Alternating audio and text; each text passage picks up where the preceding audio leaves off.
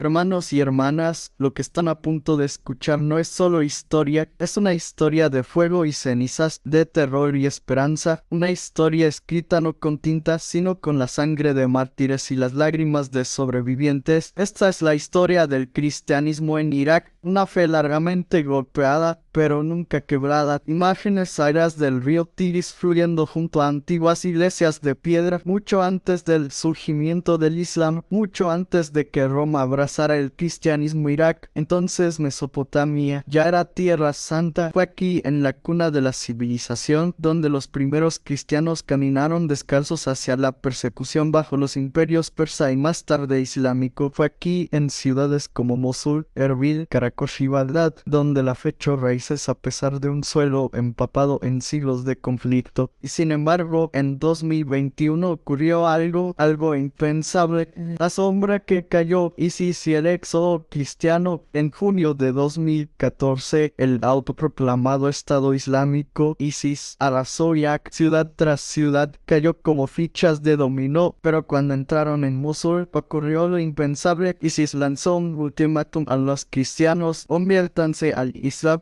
paguen el impuesto jizya o mueran. En una sola noche, más de 100,000 cristianos huyeron de las llanuras de Nínive, dejando atrás sus hogares, sus iglesias, sus tumbas. No eran solo estadísticas, eran familias, sacerdotes, monjas, comerciantes, niños apretando rosarios mientras las bombas retumbaban detrás. Una presencia cristiana de 1,600 años en Mosul desaparecida de la noche a la mañana. Y sin embargo no maldijeron a Dios, no abandonaron a Cristo, llevaron su fe a través de desiertos, a campamentos de refugiados, a hogares prestados en Kurdistán y más allá. Encendieron velas en tiendas, susurraron la misa en sótanos, se aferraron unos a otros y por encima de todo esperaron una señal de que el mundo no los había olvidado. La iglesia de los mártires, Nuestra Señora de la Salvación, ¿verdad? Pero la violencia no comenzó con ISIS. Los cristianos de Irak ya venían sangrando desde mucho antes. El 31 de octubre de 2010, durante la misa vespertina del domingo en la iglesia católica siria de Nuestra Señora de la Salvación en Bagdad, 5 hombres armados ingresaron y abrieron fuego. 58 personas fueron asesinadas, más de 70 resultaron heridas. 2 sacerdotes jóvenes, el padre Tahir y el padre Wasim, murieron defendiendo a su rebaño. Estaban desarmados, de pie en el altar, fueron martirizados frente al crucifijo. Una niña fue escuchada susurrando el Ave María mientras se escondía bajo un banco. Sobrevivió. Esa iglesia aún permanece en pie, marcada por cicatrices, pero santa. Las manchas de sangre aún permanecen bajo capas nuevas de pintura. Los bancos han sido reparados, pero la memoria nunca. Sin embargo, fue allí, en esa misma iglesia, donde algo inimaginable ocurrió en 2022.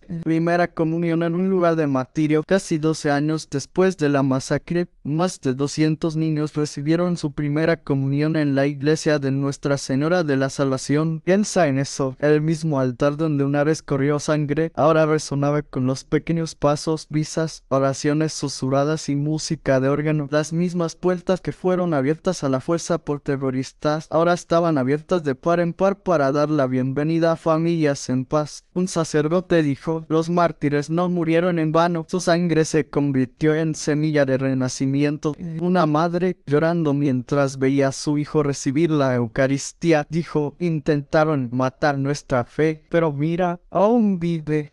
Un papa entre las ruinas. En marzo de 2021 ocurrió algo extraordinario. El Papa Francisco se convirtió en el primer papa en visitar Irak. No fue solo una misión diplomática, fue una peregrinación, un grito de solidaridad. Visitó Karakosh, la ciudad cristiana más grande de Irak, que había sido invadida por ISIS, su catedral profanada, sus casas incendiadas, sus estatuas destruidas. Y sin embargo, cuando Francisco entró a la iglesia de la Inmaculada Concepción, cientos de fieles lo esperaban, no en silencio, sino cantando. Cantaban en arameo, el idioma de Jesús, himnos de misericordia, sanación y esperanza. En su homilía, el Papa dijo: el terrorismo y la muerte nunca tienen la última palabra. Dios es más grande, su iglesia está viva. Una cruz que había sido derribada fue levantada de nuevo, no por soldados, sino por los fieles. ¿Cómo se ve la fe entre cenizas cenizas. Ser cristiano en Irak es vivir con la conciencia constante de que tu fe podría costarte la vida, pero también es saber que tu esperanza no puede ser robada. Las campanas aún suenan en Alcor, la misa todavía se celebra en Erbil, las hermanas aún cuidan de los pobres en Kirkuk. Lo más milagroso, los niños, los mismos que nacieron en el exilio, están regresando, no solo para reconstruir casas, sino para reconstruir la iglesia. Intentaron silenciar el cristianismo en Irak con balas, intentaron borrarlo con fuego, pero la fe, la verdadera fe, no muere en la oscuridad, tanto entre las cenizas.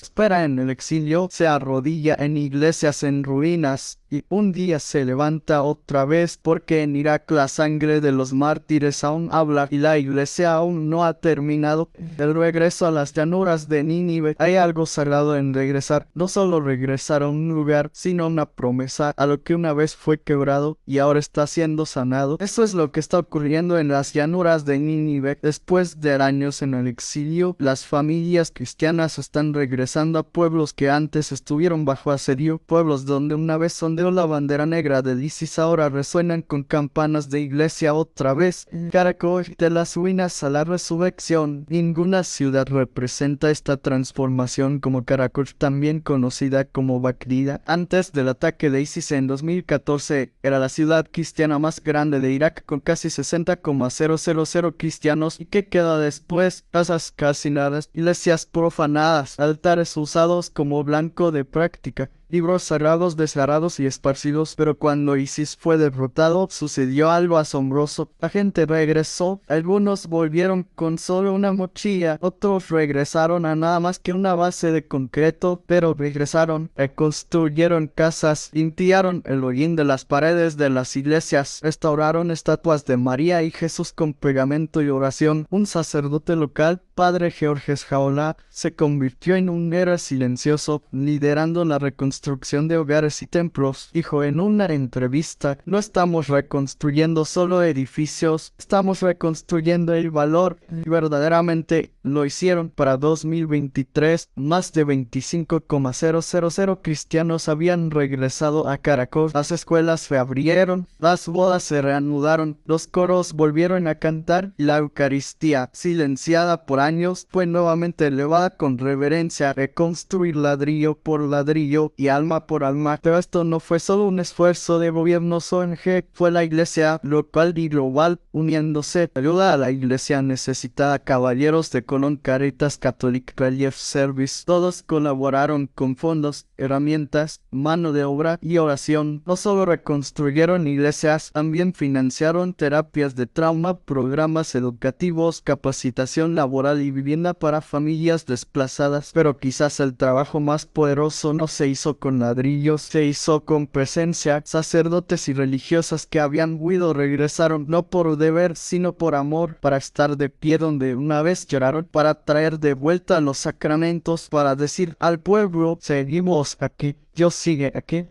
Voces jóvenes, fe antigua. Para muchos, el fruto más sorprendente de este renacimiento fueron los jóvenes. Uno podría esperar que la guerra y el trauma alejaran a los jóvenes de la iglesia, pero en Caracol ocurrió lo contrario. Una nueva generación, nacida en el exilio, criada en el miedo, ahora se aferra a la iglesia con una convicción apasionada. Están aprendiendo a cantar en arameo, el idioma de Cristo, liderando grupos juveniles y noches de oración, formándose como catequistas, seminaristas e incluso religiosas. En un retiro juvenil en 2022, una joven llamada Rita, de 17 años, dijo ante una multitud: lo perdimos todo, pero nunca perdimos a Jesús, y Él nunca nos perdió a nosotros.